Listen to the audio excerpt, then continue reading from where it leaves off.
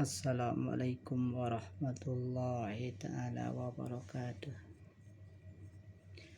Nahmaduka ya man awjadal mahlukat alal askalil badiah biwujudi habibihi min sulalati kurasiyah wa nusalli wa sallim ala sayyidina Muhammadin wa ala alihi wa sahbihi al-ahyariyah. Amma ba'du. Alhamdulillah guys, saat ini saya sehat, walau kadang pikiran ini gak sehat, tapi hati dan mata, telinga, hidung semuanya normal. Mata bisa melihat, mulut bisa bicara. Dan sebelumnya lanjutkan ini, kawan teman-teman dimanapun berada saat ini, semoga Allah memberikan kesehatan, rezeki yang melimpah dan dibarokahkan, sehat jiwanya, luas rezekinya, dan panjang umurnya. Kawan-kawan sahabatku dimanapun berada, kita dihadapkan permasalahan di dalam kehidupan ini. Tidak lepas dituntut manusia, yaitu untuk beribadah. Betul? Iya, kalau betul silakan subscribe, karena subscribe tidak bayar, gratis. Mari kita renungkan, kita merenungi tentang alam. Kita di dunia adalah harus suatu keharusan dengan rahmat dan kasih sayang Allah, yaitu ujian, cobaan, penderitaan. Karena Adam dan Hawa ketika terusirnya dari sorga dikarenakan memakan buah kholdi, itu mata-mata rahmat kasih sayang. Namun setelah ke dunia akan merasakan cobaan dan penderitaan, hinaan, ujian. Itu pasti ada ke setiap manusia. Namun Adam tidak begitu sendiri, juga Allah turunkan malaikat Jibril untuk membimbingnya, mengatur tatanan kehidupannya, cara untuk bercocok tanam, cara untuk, karena jelas sesudah lahir ke dunia ini mereka akan punya anak dan cucu dan keturunannya. Itulah fananya dunia ini, rusaknya dunia ini. Mereka akan saling satu saat sikut-sikutan, satu saat kasih sayang, satu saat kita saling membenci, memfitnah, karena sudah fitrahnya manusia semacam itu. Tetapi tidak lepas kita sebagai manusia yang harus mengedepankan akal pikiran kita, mengelola anggota kita untuk selalu memilih kepada yang baik. Ketika bapak kita ini sudah terlahir ke dunia, diajarinya oleh malaikat menghitung tumbuh-tumbuhan, cara tani, berbagai macam disebut nama-nama. Itu malaikat mengajarkannya. Malaikat Jibril diperintahkan oleh Allah kepada Nabi Adam, hingga lahirlah anak cucu-cucu sekarang. Kalau akalnya jalannya sempit, mereka mengedepankan untuk permusuhan, saling membunuh, saling menjegal, saling berfitnah. Tetapi kalau akalnya lapang, sadrah lil Islam, maka hatinya terbuka akan agama ini. Setelah ribuan tahun dari diciptakannya Nur Rasulullah SAW 2000 tahun yang lalu, dan lahirlah Adam alaihissalam beserta Siti Hawa ke dunia ini. Mereka merasakan adanya lapar, adanya haus, adanya dahaga hanya di dunia ini yang mereka rasakan. Tidak seperti mereka hidup senang-senang dan enak-enak ketika masih di surga. Mereka adanya pengen pengen segala macam pipis, itulah setelah lahir ke dunia ini. Karena adalah fitrahnya manusia. Ini semata-mata rahmah dan kasih sayang Allah kepada kita. Lanjut, kita sudah menerangkan tentang sorga. Berapa sorga, ada 7 tingkatan menurut alim ulama. Tapi ada ulama juga mengatakan 8. Begitu juga dengan neraka, ada 7. Tapi juga ada mengatakan ulama 8. Nah, saya akan menerangkan yang 7, tambahannya neraka wel itu jadi 8. Kemarin dari video pertama saya menerangkan tentang neraka hawiyah. Sudah jelas neraka hawiyah itu yaitu yang berat timbang amalannya, fa ummuhu hawiyah, fahuwa fi 'isyatir radiyah, wa amma man sakulat mawazinuhu fahuwa fi 'isyatir radiyah. Barang siapa yang ringan timbangannya, berat untuk kebaikannya, nah, fahuwa fi 'isyatir radiyah, maka itu hidupnya akan dapat keluasan, hidupnya akan dapatkan ridho dari Allah. Nah, itu. Ini adalah hawiyah, itu tahapan-tahapan pertama yang tinggi susunan surganya.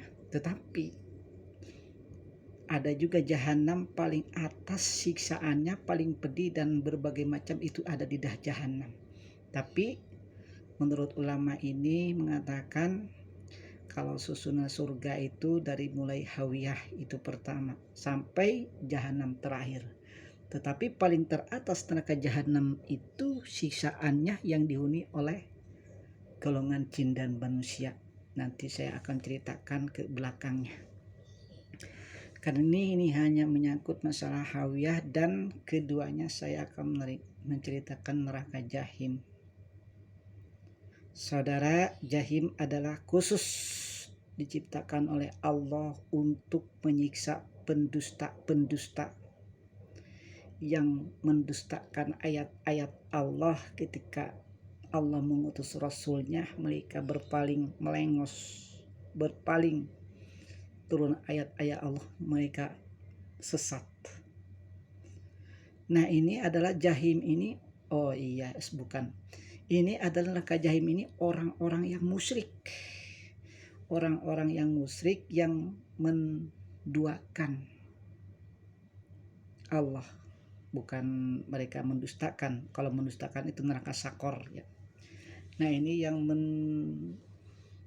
menduakan Allah, mereka itu sesat, yang musyrik, yang hidupnya selalu ia memuja-muja batu, memuja-muja kuburan, memuja-muja putri cantik, centrim manik, ibaratnya ular putri lari ke ular pengen pesugihan, menduakan Allah. Kadang-kadang Tuhannya ada macam-macam, ada Tuhan jadinya hantu, kadang-kadang jadi patung, tuh Tuhannya ada 3 segala macam. Nah, ini masalahnya mentauhidkan kepada Allah, mengesahkan Allah, inilah mengaji ilmu tauhid sifat 20. Sedangkan kalau Tuhannya banyak, bagaimana? Seperti ada 1, 2, 3-nya. Kalau dihitung-hitung jadi Tuhan, jadi hantu. Nah, ini orang-orang yang termasuk sesat, maka akan ditempatkannya di neraka jahim. Neraka jahim ini khusus orang-orang yang sesat, yang selalu musyrik dan menduakan selain Allah. Mereka selalu berguru kepada tahayul, khurafat, berbagai macam ilmu mereka dilakukan selain kepada Allah. Memuja lari ke gunung, memuja lari ke kuburan, ke keramat-keramat, ke tuah-tuah, yang segala macam mereka kunjungi. Nah, ini artinya mereka musyrik, sesat dan menyesatkan. Ini akan diterima yaitu di neraka Jahim. Neraka Jahim itu tempat kembalinya orang-orang yang musyrik dan selalu menduakan Allah.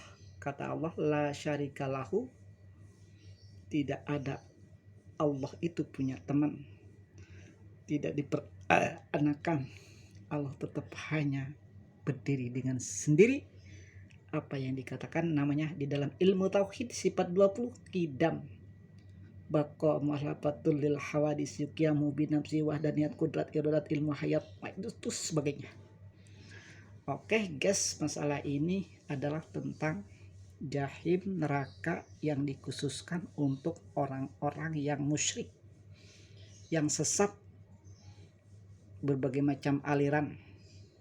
Kayak ada orang percaya ini yang akan memberikan rezeki, percaya orang ini ke dukun, percaya ini yang menciptakan uang berlipat ganda. Allah menduakan Allah, itulah manusia-manusia sesat akan menjadi penghuninya neraka Jahim. Oke guys, neraka Jahim ini adalah neraka yang paling nomor 2.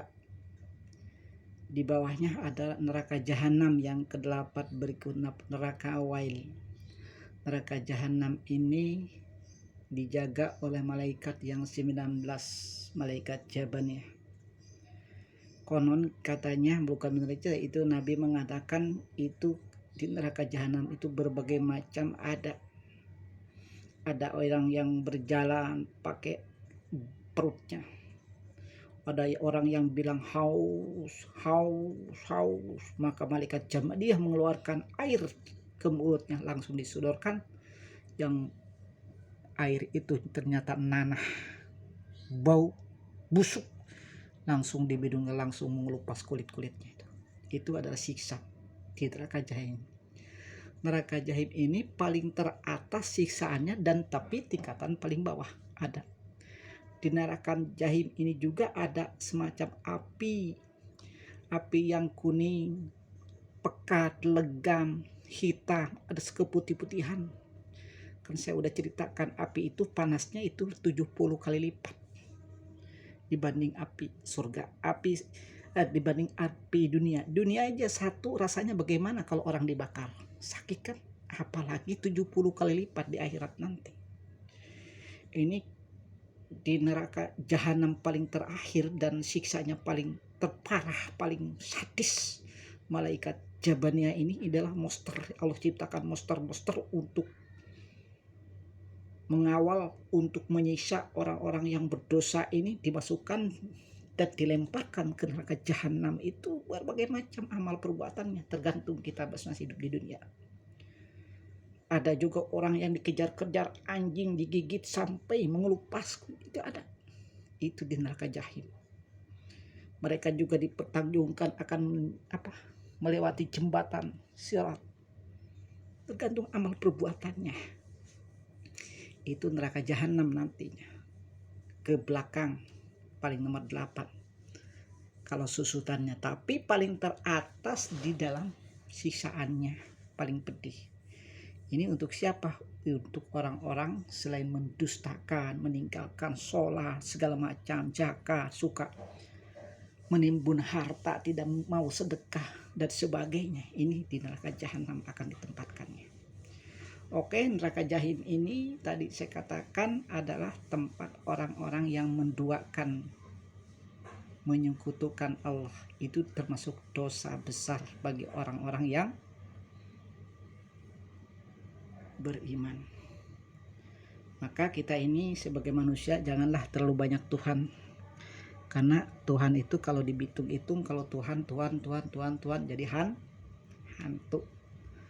Oke guys, ini saya ceritakan neraka yang kedua dari susunannya. Besok saya akan menceritakan neraka Sakor. Selanjutnya akan menceritakan Laza. Ada juga Syair, ada juga hutamah, ada juga wail, dan ada juga jahannam nanti terakhir.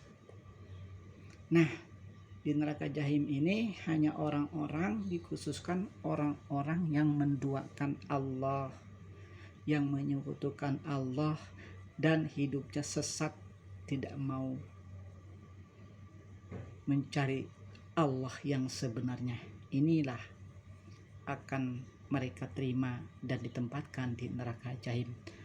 Oke guys, sekelumit kultum pagi ini semoga menjadi bahan renungan dan masukan untuk menjadi kita berpikir-pikir tentang kekuasaan Allah, berpikir-pikir kita tentang hidup, kita mau kemana, kita kalau udah mati mau dimakan siapa, makan cacing bukan? Nah, di dunia kita enak, senang-senang makan yang enak, perut sampai buncit, apapun bentuknya di dunia itu boleh enak-enak, tapi nanti kembalinya kita akan dipinta pertanggungjawaban di akhirat. Oke guys, terima kasih. Ini hanya sekadar kultum pagi, semoga ada manfaatnya. Kalau tidak, ya udah tidak apa-apa. Itu hanya kebodohan untuk diri sendiri.